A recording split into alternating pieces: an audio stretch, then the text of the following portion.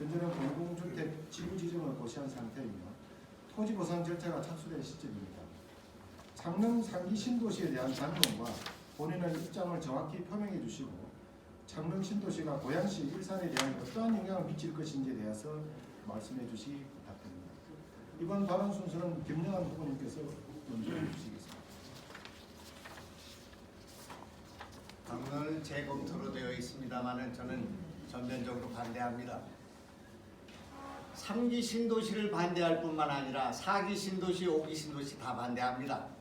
이 도시 밖에 서울 쪽의 신도시를 반대하는 것이 아니라 파주 쪽의 신도시도 반대합니다.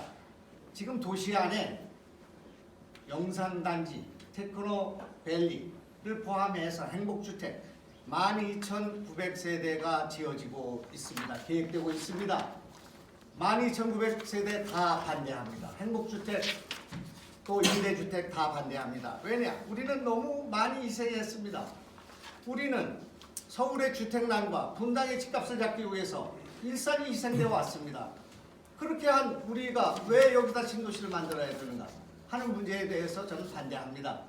그렇기 때문에 우리는 아파트를 짓는 문제는 철저하게 앞으로 우리가 시민의 권리를 찾기 위해서 싸워야 된다고 생각합니다. 신도시가 만들어지는 상황에서 우리 집값을 지킬 수는 없습니다. 그런 상황에서 어떻게 교통을 막을 수 있겠습니까? 저는 절대 그것은 불가능한 일이라고 생각하고 이제 우리가 더 이상의 희생을 해서는 안 된다고 생각합니다. 창릉 신도시 안에 40%로 계획되어 있지만 앞으로 50%, 60%의 임대주택이 들어가게 되어 있습니다. 그 임대주택에 들어가는 돈을 보전해야 합니다. 재정자립도가 이것밖에 안 되는 도시가 복지폭탄을 거기 쏟아 부어야 됩니다. 제가 표를 얻기 위해서 창릉 신도시를 찬성할 수는 없습니다. 이것은 일산을 가라앉히는 일이라고 생각합니다. 그렇기 때문에 저는 대안을 내놓으라는 것입니다. 창릉 신도시를 만들려면 지금 구도심의 몰락을 가져오고 부동산 폭락을 가지고 있는 이 문제를 해결할 수 있는 교통 대책을 가져와라. 그리고 고향 진사역 문제를 포함해서 이런 교통 문제를 해결할 수 있는 방안을 강구해야 합니다. 우리가 창릉 신도시에 10만 명의 인구가 살게 되는데 그 10만 명을 실현하는 전철을 지금 우리는 경전철을 논의하고 있습니다. 한 번에 움직이는 게 200명밖에 되지 않습니다. 10만 명과 우리 식사지역의 3만 5천 명을 연결하는 이 경전철을 우리가 만들어 드린다 한들 이 교통 문제를 해결할 수 있겠는가? 집값 하락을 막을 수 있겠는가? 저는 솔직히 걱정입니다. 따라서 우리가 당장 급한 건 표고 당선이지만 1분 더 써도 됩니까? 네. 1분 더 쓰겠습니다. 그렇지만 우리의 있는 현실을 그대로 봐야 됩니다. 그래서 저는 만들어 드리겠습니다. 만들어 드리는 거 별것도 아닙니다. 이까짓 거 3kg, 4kg밖에 되지 않는 2천억, 3천억밖에 되지 않는 일입니다. 그러나 그걸로 교통 문제를 해결할 수 있겠는가? 그걸로 일산을 가로앉는 문제를 어떻게 해결할 것인가? 그리고 그렇게 해서 생기는 교통 문제를 어떻게 우리가 해결할 수가 있겠는가 하는 문제를 생각해 봐야 됩니다. 그래서 대안을 가져오라는 것입니다. 우리 식사역의 교통 문제를 우리가 부탁해서 하는 것이 아니라 그들이 가져와야 합니다. 우리의 교통이 지금 막히고 어려워지기 때문에 식사역의 부동산이 몰락할 가능성이 있기 때문에 너희들이 가져와야 된다고 생각합니다. 부도심에 집가 하락을 가져올 수 있는 것들을 가져와야 됩니다. 30초. 그 대안을 내가 가져오는 게 아니라 자기들이 LH가 가져와야 되고 국토교통부가 가져와야 됩니다. 왜 우리가 그걸 구걸합니까? 이래서는 안 된다고 생각합니다. 제 여태까지의 경험으로는 저는 많이 해봤습니다. 신안산선도 착공하는데 제가 결정적인 기여를 해봤고 수인선도 나와봤지만 그것을 싸우지 않고 좋은 말로 해서 해결된 적이 하나도 없었습니다. 네. 정확하게 4분 만에 끝났습니다. 다음은 홍정민 후보님께서 3기 신도시 관련 발언이겠습니다.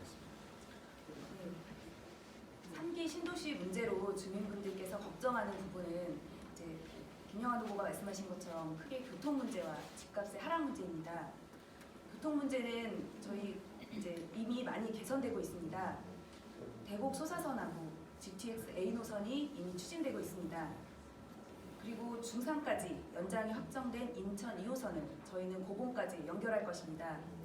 그리고 우리 식사역, 고양선이 식사동까지 이어진다면 일산의 교통은 빠르고 넓게 될 것입니다.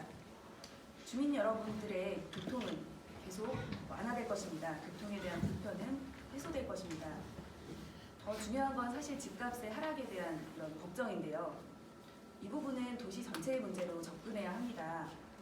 앞서 말씀드린 것처럼 우리 일산이 자족도시가 된다면, 그리고 교통 문제가 이렇게 대폭 개선되고 자족도시가 특히 미래 산업도시로 이렇게 포지셔닝을 잘 한다면 우리 지역 내 일자리가 많이 창출됩니다. 저희가 추산한 바로는 최소 10만 개 이상의 일자리가 가능합니다. 그러면 일산은 자족도시의 면모를 실질적으로 갖출 수 있습니다. 여기에 우리가 교육과 문화예술 부분까지 같이 합쳐진다면 우리 일산은 훨씬 더 품격 있는 도시가 될 것입니다.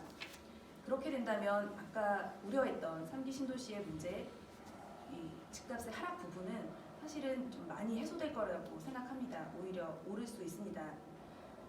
결론적으로 3기 신도시의 문제는 이미 다 결정되고 고시까지 나왔기 때문에 번복되기는 쉽지 않습니다. 당론도 마찬가지입니다. 제가 더 역점을 두고 추진하고자 하는 것은 3기 신도시의 문제를 넘어서 우리 일산을 어떻게 하면 새로운 도시로 완전히 재구성하고 더 발전시킬 수 있는지, 그런 부분입니다. 우리 일산의 가치를 획기적으로 높이는 것입니다. 저는 목표를 설정하면 반드시 이루어왔습니다.